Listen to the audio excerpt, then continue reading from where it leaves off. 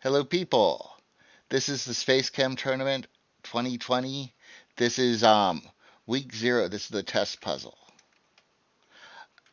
I'm Rexkix, and I got 1, 2, 3, 4, 5 IEEE with me. Hi. Hello. Um, this is the puzzle for week 0. Let's talk about it first. Yeah, sure. So this is week 0, so it's the test puzzle. So it's not a puzzle designed to be competitively solved. It's just here so people can verify if they can successfully work with it, submit it, that I can successfully process it and post the results, and that we can successfully make a test video about this, and everything works. So because of this, it doesn't have actually interesting mechanics to work with or to optimize. But it is done so that it has features that are supported only on the community edition. The community edition of SpaceChem adds a certain set of base game, and one of these is the ability to use features. So these puzzles features many splitters, many fusers, and many sensors, so that if someone can correctly solve and submit this puzzle, we know that he can correctly operate and work with the community edition. As for the puzzle itself, this is a mass fusion puzzle, so it uses a mechanic that isn't actually in the main game. You are clearly supposed to exploit fusing in parallel many carbon atoms to build these noble gases. And as for the elements themselves, you can see that the noble gases are krypton, that is 36 atomic units, and xenon, that is 54 atomic units. And because of the way the inputs are, it takes 6 carbons to make krypton and 9 carbons to make xenon. Or we could better say it takes three columns to make xenon and 2 columns to make krypton. We will see this 2 for 3 and 3 for omega team all throughout the solution we are going to see. To you. Okay, well, let's go take a look at some of the solutions. Okay, first solution we're going to look at is RP0 solution. Let's go take a peek. Yeah, I wanted to start with this solution, which, by the way, is by RP0, that is the author of the puzzles of this tournament and of this puzzle too. And because this is kind of a standard approach to this puzzle that uses parallel fusion in pretty much a very simple way. And we are going to see either this same approach or various pieces of this approach used in all the other solutions we are going to say. So we can start.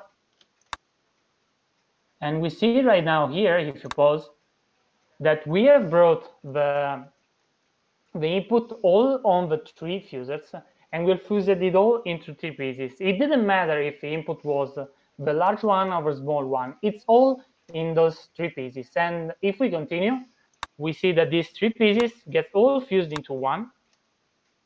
And now we are holding one atom, and we are always holding one. And this could be the sum of the first input or the second input.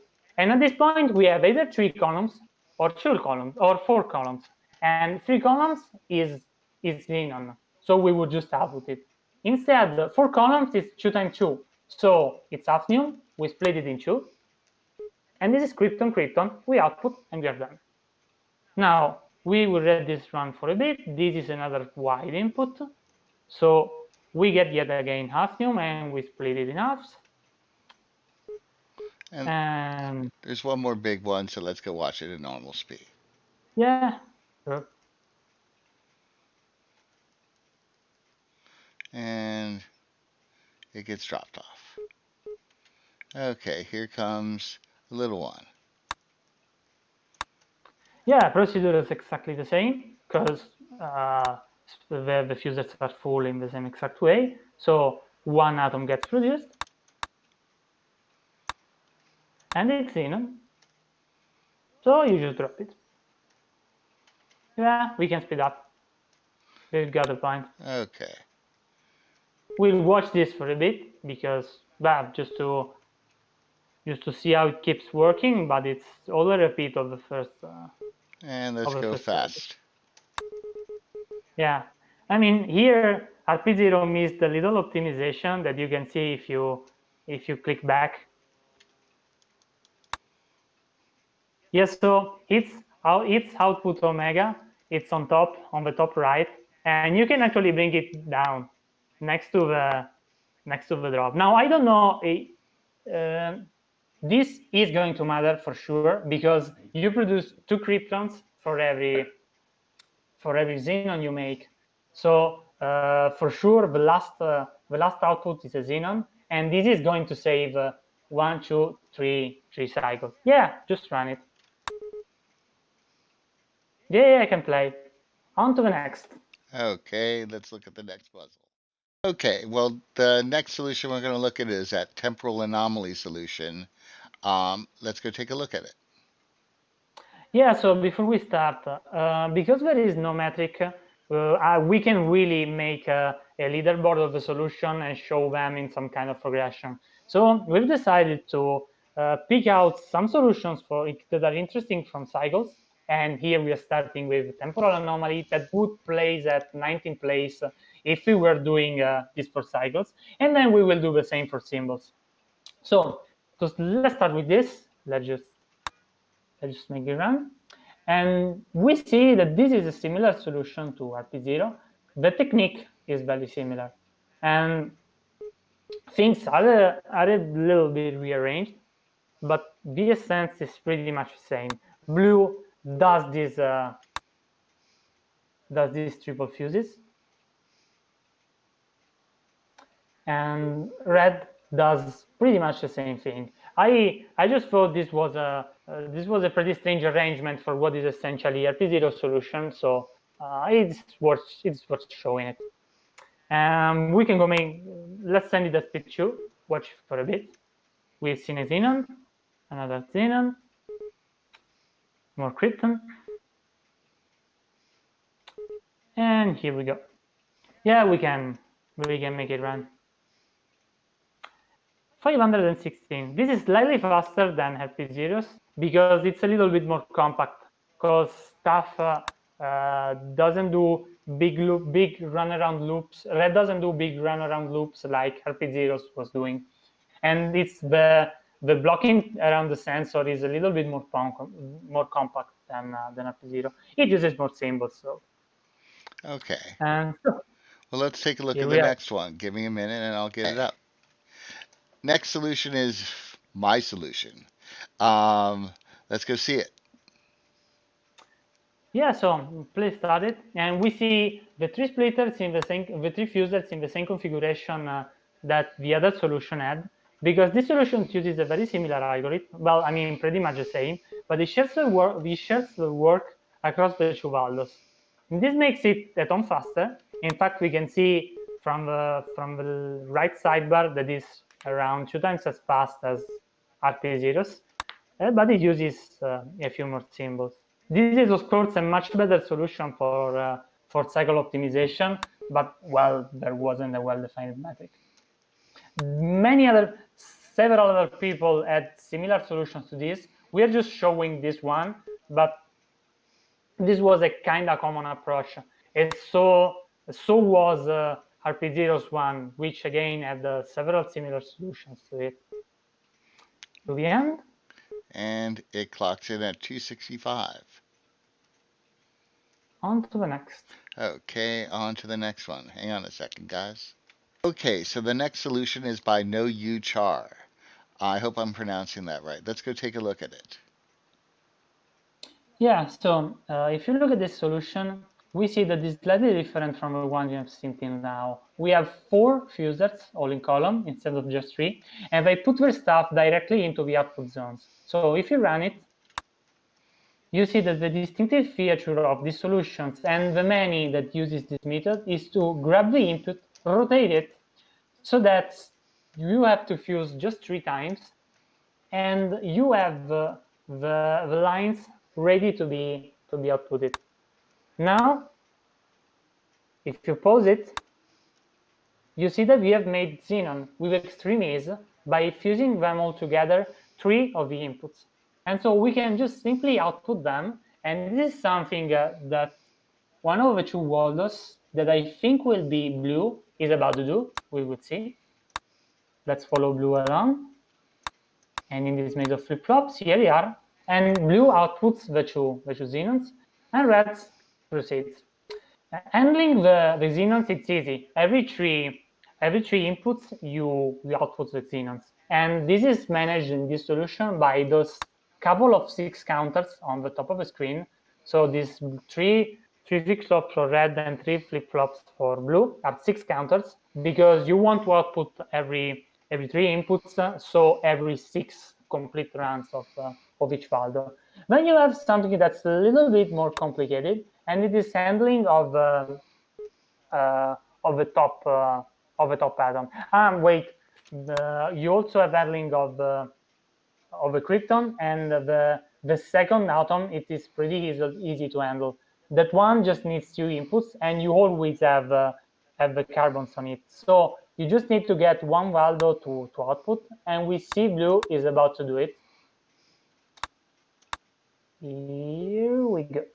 Krypton gets outputted by blue once every blue run two inputs.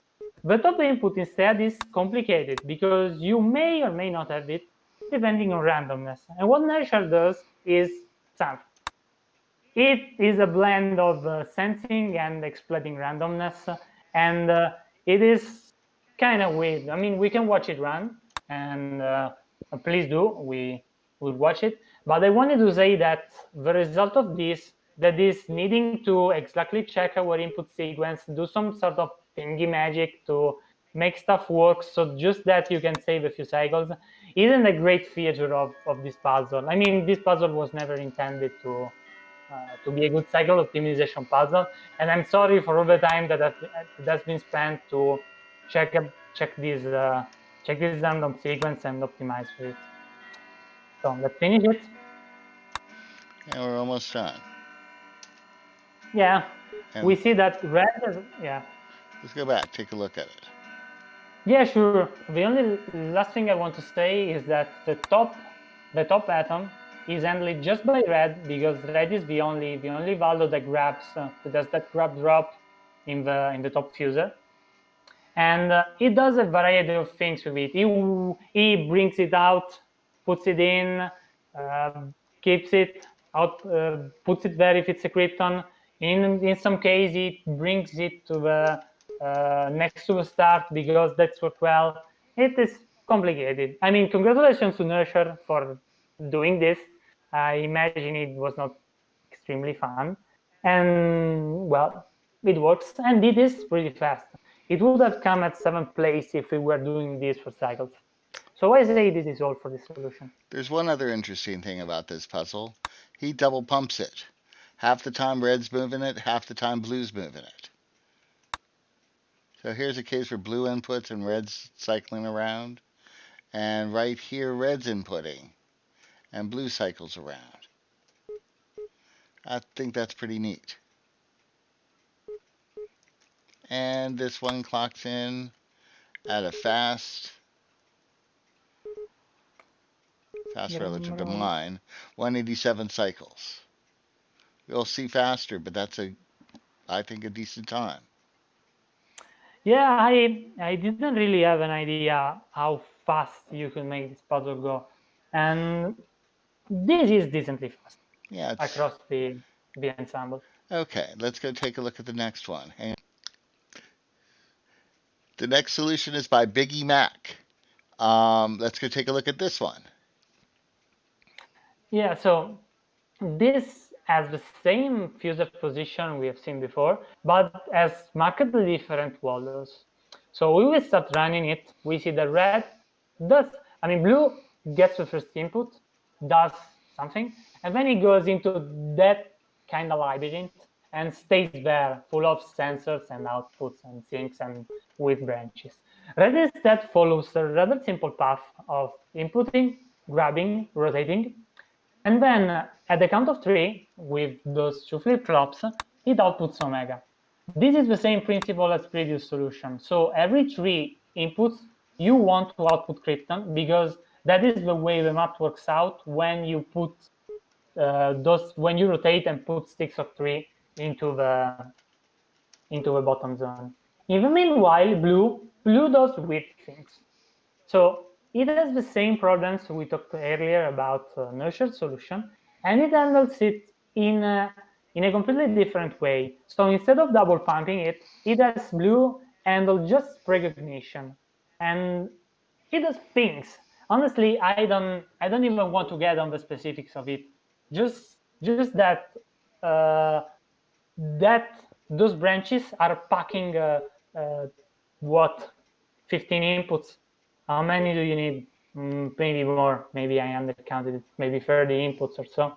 And they're fully packing all the handling needed to output just Krypton. And I mean, it's pretty impressive. I'm a bit sorry for Biggie Mac that spent a massive amount. And you may have missed it. You may have missed it, but the solution is perfectly balanced. So you output 10 xenons, and then like 2 cycles later, you put out the 10th Krypton. I don't know if we can skip to the end, so we can see the last like 10 cycles. Let's do that. It's best at this speed. Yep. Yeah, so here we go. 9 Kryptons, 10 xenons. We need another input. We get it. Okay, we have 2 xenons, 10 Kryptons, and we're done. That happened fast. This one clocks in at 171 cycles. Next solution is by DariusOne, and it's really complicated. Let's go take a look at it. So in the last solution, we have seen a little bit of recognition. Here we see a bit more recognition. So if you remember in the last solution, we had red doing the inputs and then counting to 3 so it could output xenon. And then blue doing everything else for the other 2 outputs. Here, red does just the input loop, so it can be much more compact than what BDMAC had. But then blue has to do everything else. And it does it by encoding an impressive amount of information into this nightmarish blue track. I mean, this is pretty much all I can say about it, because it is extremely difficult to reason about. So we will just watch it run and see that blue starts, still the first input. It puts it in these fusers. The fusers are asymmetrical, God knows why. And because they are asymmetrical, there are some issues with bonding counts that DariusOne avoids, either by unbonding the inputs or by always having an atom sit on one of the 2 bottom fusers. And now that he has fused, please pause, now that he has fused enough, he has blue old Hasium. Hasium is big, so it splits down into xenons, and he outputs it eventually. And then he grabs this hafnium, and he goes here and splits it. It is Krypton, great, it outputs it. And then red kept going and stuff gets outputted, and then red does other stuff, and I mean, we now have Krypton, xenon, blue output again, and it is just, I can just imagine how painstakingly this was all analyzed and encoded, and hey, look, we are at 8 outputs already. It's at 122 cycles, we got 8 and 8. Yeah, and look, we're done, because we drop this, we output, and we go into this final parade for blue, and we're done. That is fast. Cycles. That is fast. And it is obtained by true abuse of randomness. The symbol count speaks for itself. Yeah, let's go. But we can do better. We can do better, but take a look. He's got arrows here. He's got arrows here. It bounces back and forth. It's wild. I like this thing. Anyhow, let's go take a look at the next solution. Hang on a second. Okay, next solution is by Zig. Let's go take a look at this one. So this solution is pretty similar to the one by Noeuchar we have seen earlier. It has pretty much the same double pumping, pretty much a very similar counting system to output xenon, provided just by blue and those 3 flip-flops. And then it does things with the top top outputs. In particular, he has the top fuser shifted by 1 so that it doesn't sit in the output zone, and he has much more freedom to cast outputs so that because that output is outside the output zone, it is not going to crash the reactor if it's wrong when an output C is cast. So he has much more freedom to manipulate and work with it.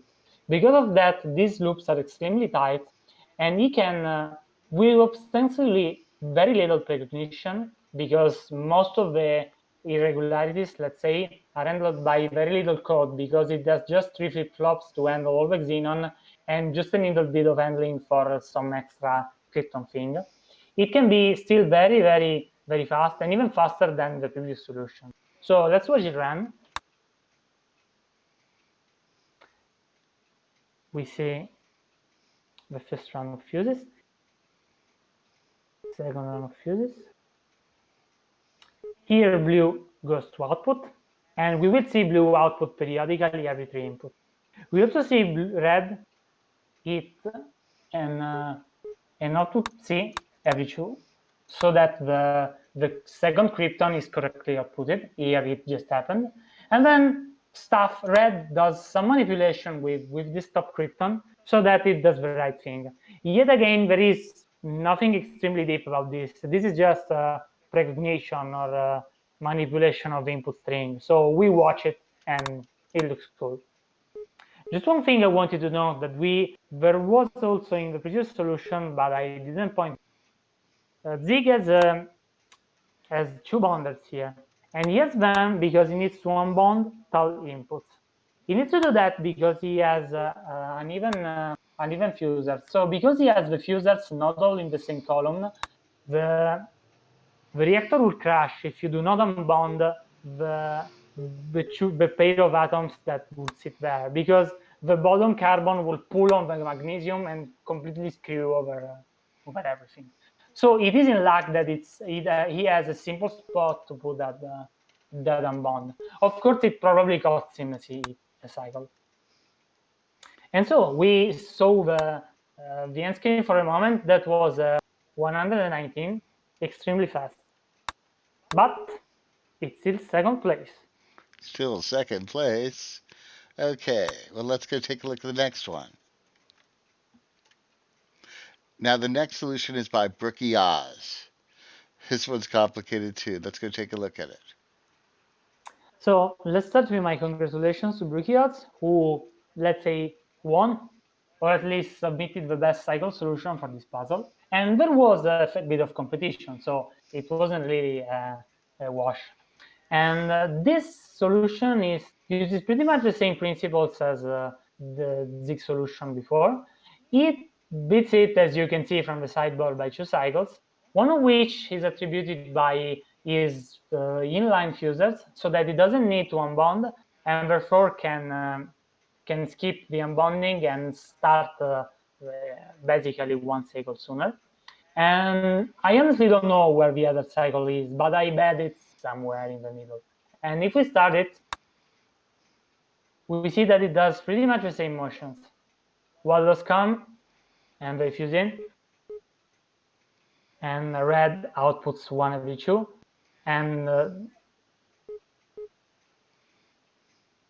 the blob, and red has this blob of flip-flops on the bottom that controls in which branch it ends up, and in one of the branches, that one, it has an output omega, so it's the usual 1 every 3. And so this is pretty much it. And red plays a bit with this top krypton, so things turn out well for it instead of crashing the reactor. And here we go. This is also a pretty low symbol for the top solution, because at 49, to pack in 49 symbols all the randomness knowledge you need, it is pretty good. So yet again, congratulations to brookieoz for a really solid solution. Let's go see this again. Yeah. Yeah, we see he just needed 1 sensor. Yeah. Yeah. Okay, we don't need. I have noted that I haven't noted that as we went along, but pretty much everyone needed one sensor. Because in all honesty, you only need to sense the exception atom, and the exception atom is typically one. Because if you have two exception atoms, you're just making things up for yourself. Right. Okay. Now the next solution is by gigs. This is where we skip from cycles to symbols. This is a low symbol solution. It's got 21 symbols to it. Let's go take a look at this one. Yeah, so as you can see from the three fusers online and the splitter, we are going to see what I call the standard approach. It is well implemented as a low symbol solution. Let's watch it run. He hammers on the fuse here. You can see that. Blue does only one thing, and it's fusing all the time. Let's go let it run. Oh yeah, that is something common. You are in puzzles that are not too complicated to do in symbols, and this is one of them. You are going to see Evaldo hammering on some relevant command. And that is sort of the overpowered mechanic in SpaceChem. I mean, it's not a big deal, but really being able to hammer a single command with no symbols is something that's extremely overpowered in symbols. So as we're going along, we see we have completed a double krypton output in the usual way by building an hafnium and then splitting it in halves. And let's take a bit a look at the at the construction. So this is in the middle. So let's watch this sensor instead.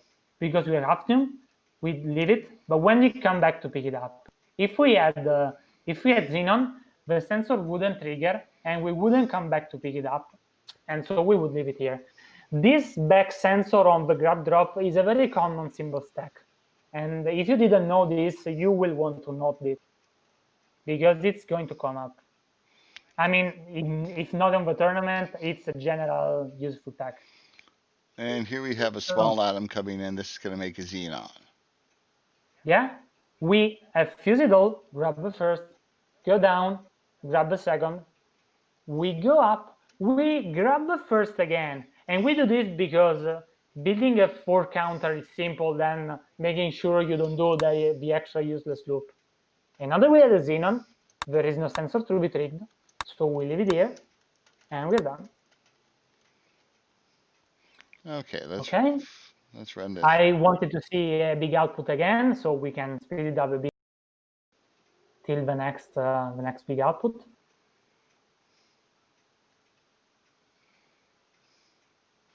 Oh, I think we get 3 little ones in a row. So let's get fast here. Randomness is pretty bad on this puzzle. Here's a big one. Okay, here we have it. Okay, and you see once you have done fusing, they are the same. Okay, we can make it run. We've got a point. This is of course slow. This is 1,000 cycles, and it is roughly twice as slow as the cycles implementation of this algorithm, because Red does all these long ass loops to save on symbols. But I think this is the simplest competing symbol solution we have. I mean, if I had to do the simplest symbol optimized solution for this level, I think I would have ended up with something like this. And here's our last output. And boom. We close it off. It's slow, but it only has 21 symbols. For comparison, that 26 was actually RT0's example solution of the same exact category. You see, we have that one had 500 cycles, so it's twice the cycles, 5 symbols. Okay, well, let's get going. This go ahead. Is a common theme. Let's go on. Okay, let's go take a look at the next solution. The next solution is by Sir, and it's also a low symbol solution. It's 18 symbols, and let's go take a look at it. Yeah, so this solution features the 4 in column fuse, and if we start it, we see that it behaves at least conceptually like many of the other solutions we have seen, but it has the three fusers on krypton and just 1 on xenon. And this is because he plans to output 3 kryptons and then handle the last atoms separately. It does it this way because building a 2 counter to output krypton every 2, it's cheaper than building a 3 counter to output xenon every 3. This is in contrast to the cycle solution, who wanted exactly the opposite, because doing it the other way is faster but more symbol intensive. And the other thing to note here is that you would imagine the simple thing to do would be have a xenon sensor. Instead, there is an Axiom sensor. Axiom is twice as big as xenon, and the reason we make an Axiom and when split it down, which costs us an additional symbol, is so that we can afford to visit that sensor one every two inputs. If we visited it every input, we would always catch it when it would became xenon. But because we visit it every 2 inputs, as we see, we are on the right side of a branch. We cannot be sure we catch it while it's a xenon. We are sure we catch it while it is a Axiom, because you make an Axiom when you see 6 big products, and this is 12 total products, so it's a full SpaceChem period, and you're guaranteed to see it at the end of the 12 cycle. So we've just made our Axiom, we split it, and we are done. And we do it again. And it takes a long time to make Haskins. So let's see the next one, sure. and then we'll go fast. Hafnium. And here we go. And this one's going to make Haskins. Yeah, we can't miss it because this is the way SpaceChem randomness balancing works. And this is something I hope will not come out very prominently in the tournament, but it's something to keep in mind. SpaceChem custom assignments balance inputs in group of 12. So you know that in 12 inputs, there's going to be 6 input 1 and 6 input 2. You know nothing about groups of, say, 11 or 6 of 31. But in group of 12, you know it's balanced. So you can, if you can build your solution around, yeah, it's okay if it's unbalanced in the middle, but I just check stuff at boundary of 12, you have some very strong randomness properties. And we see the last xenons, and we are done. This is 18 symbols. 18 symbols, but a lot of cycles. He's going for symbols. So, okay, let's go see the next one. Next solution is by rezoons, and it's also a low 18 symbols. Let's go take a look at it. Yeah, this is a bit strange because you can see one fuser sitting and the 3 fusers sitting on the bottom in a column. So if you start it, you see that he does what this basically amounts to fusing in parallel, but it does a piece in the left and the rest in the bottom. And here it is. He does it the way why? Because he wants to pack up everything in the first 3 rows so that it becomes krypton. And it is easier if he fuses one row into the next one. Because he has asymmetric, not asymmetric but slanted, I mean the bottom fuser is on the left, he is forced to debond the input. So that costs him a symbol. But on the right side, he can easily go check the bad fuser, the one you never know if it's an input, with very few symbols. So while the handling for xenon is complicated, the handling for krypton is very simple. In contrast with other solutions that have much more natural handling for the other atom. And so this keeps tracking along. And because it's still 18, but it's after cell solution, this turns out to be a little bit faster because the Valdo doesn't have those huge flip-flops back loop cells have. So we can just speed up a bit.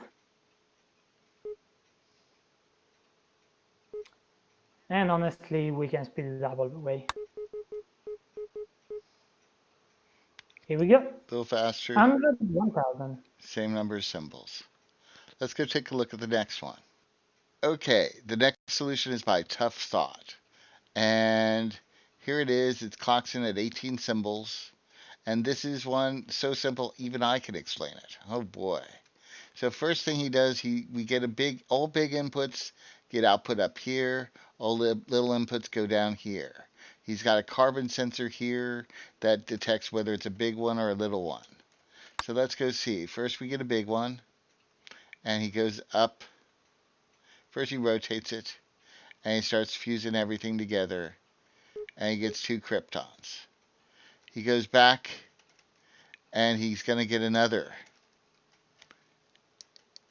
And up fuse, and now this carbon sensor says whether to go right or left. It's essentially the same as a flip-flop, but it's a sensor. It's kind of, well, it's same thing. Here you go.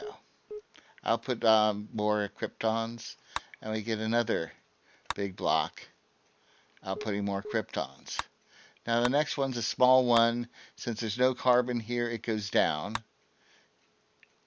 And he he goes down here and he merges all of them. He fuses all these together, fuses them together, and outputs boom. Let's watch that again. Here's a little one. He outputs them, or fuses them rather, and then outputs it. Let's look at the next one. Okay. He fuses, outputs, and there you go. Let's go take a look at this at faster speed. Yeah, let me just say something about that top carbon sensor. When you say it is like a flip-flop, it effectively has the same role because you have it light up and then don't light up. So you could replace it with a flip-flop. You don't even save it. You don't even say on priming because the start is already behind it. But when it saves you time, and this is the reason ToughThought put it instead of a sensor, is here. Because if it was a flip-flop, it would have triggered here, even on a small input, and made us lose time. Oh. Instead, ToughThought made this very, very fast solution. As you can see, we are over half, and we are just at 300 cycles. Okay, let's run this. So, fast speed and see it to end. And we'll go full speed here. 637 cycles. That's a little faster. Okay. Yeah, this is the fastest 18. Well, let's go take a look at the next solution. Okay, well, the next solution is by brookieoz. It's another low symbol solution, but this one clocks in at 17 symbols. Let's go take a look at it. Yeah, so just at impact, this looks very, very similar to third solution. And it is because it is. If you run it, you will notice that it does pretty much the same thing. We see the sensor, we see with double back with a bottom flip-flop. We see another flip-flop so that we output Krypton just every 2. And the algorithm is pretty much the same. What it can do better than third, though, is that it managed to go check the bottom atom every input. So it can check for xenon, and that saves him the splitter and the split symbol. Otherwise, this does conceptually pretty much the same thing. Rotate, bond, output C every 2, and check the bottom one.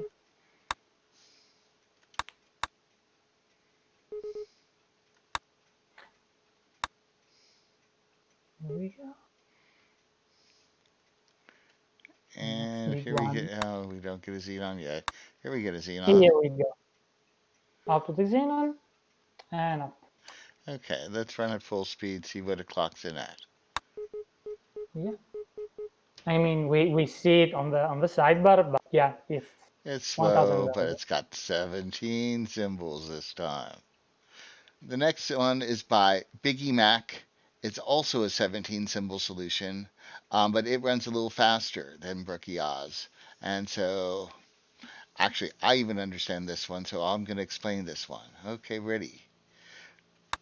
First off, He has a carbon sensor here, 3 carbon sensors in each of the corners. That means he can count up to 3 outputs and then does his output omega here. Meanwhile, the flip-flop makes sure we got 2 of the upper ones, the red flip-flop, and then we output the 3 kryptons. So here blue is waiting for another carbon. Here's going to wait for another carbon. It's going to happen this time because we get another big atom here, molecule rather, and boom, output. And we wait again. He's going to wait for 3 carbons to go here for blue does before he goes to the output. We don't have one there. This is a little atom, or a little molecule rather.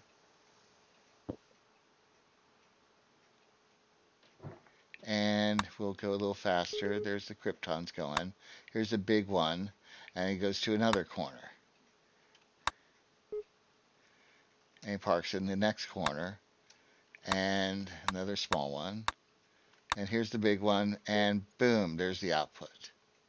Okay, so that's how this one works. And it also clocks in at 17 symbols, but let's go see how many cycles it takes. Well, you can see on the side, it's 860 cycles. And there we are. Biggie Mac has our top symbol solution rather. There are a few other interesting ones. We'll go take a look at them in a minute. Next solution is by darkid, and it's just interesting. Let's go take a look at it. So we get big atoms, and we make a stick out of them.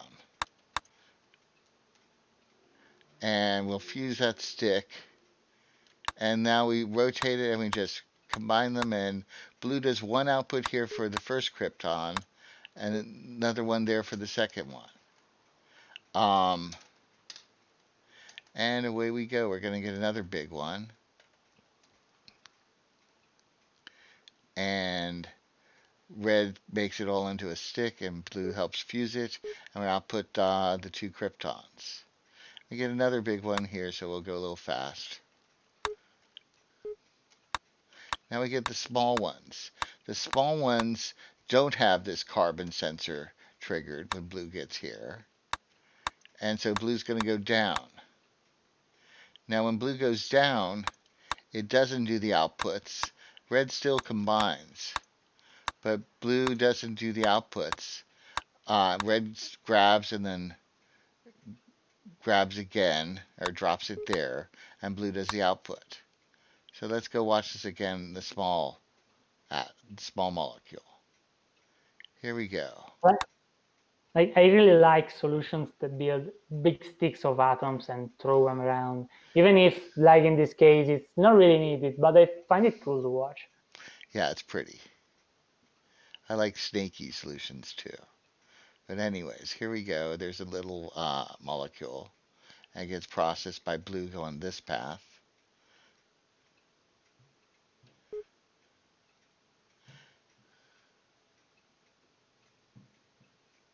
And here's a big one.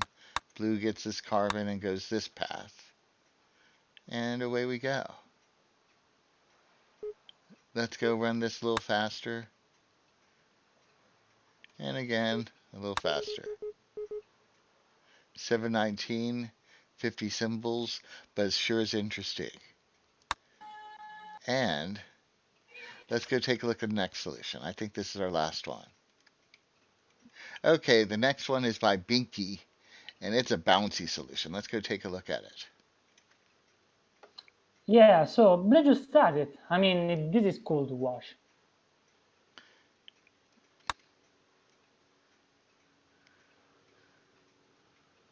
Oh, make it go a little bit faster. It is not something That's that right. This one takes a while. Yeah, because blue just adds atom one by one to the fuse, and it does it with this big ass loop that it's an input. The interesting part isn't blue, but it's red.